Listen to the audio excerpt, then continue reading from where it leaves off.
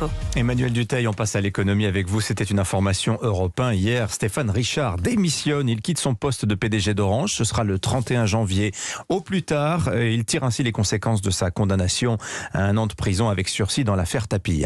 Oui, pour sortir avec les honneurs, il va démissionner. Il ne peut pas y avoir d'autres alternatives. Dès l'annonce de la décision de justice à Bercy, on ne faisait aucun mystère du sort qui serait réservé à Stéphane Richard. Et pourtant, il a espéré quasi jusqu'au bout pouvoir conserver son poste. Depuis le début, il vit cette affaire comme une véritable injustice. Il a du mal presque à garder son calme quand il en parle en privé.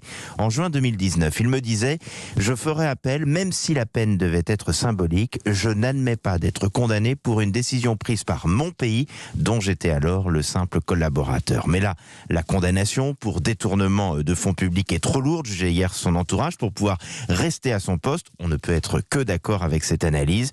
Comment peut-on légitimement diriger une entreprise de cette taille avec en plus l'État comme premier actionnaire avec une telle condamnation? Cette affaire empoisonne son mandat à Orange depuis son déclenchement. Oui, et pourtant son bilan est plutôt bon. Il a su pacifier les relations en interne après la terrible vague de suicides générée par les changements réalisés à marche forcée sous l'ère de Didier Lombard. Même un syndicat comme Sud loue son action en la matière, c'est dire si elle a été efficace. Il a su aussi faire de l'ex-opérateur historique un géant de la fibre et de la 5G, un groupe qui s'est beaucoup diversifié, notamment en Afrique. Alors il y a des ratés, c'est sûr. Orange Bank, qui devait être une révolution dans le secteur bancaire, c'est un doux euphémisme de dire qu'on en est loin.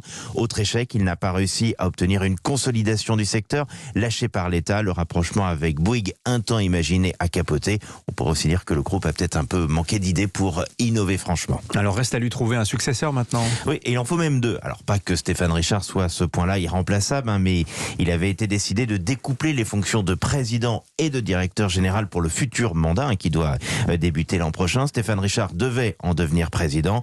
Un recrutement de directeur ou de directrice générale est en cours. Ça doit se finaliser là dans les semaines à venir, a priori d'ici à la mi-janvier. Mais les cartes sont quand même rebattues. Gouvernement et notamment Bruno Le Maire vont vouloir donner un peu plus que leur avis, ce qui pose encore la question du maintien de l'État au capital d'Orange. Avec 23% du capital, c'est toujours le premier actionnaire de l'entreprise. Il serait peut-être temps, au moment où il faut relancer l'entreprise et puis accessoirement renflouer les caisses de l'État, de réfléchir à l'intérêt d'une telle participation. Merci Emmanuel Dutheil. C'était votre édito, 7h19.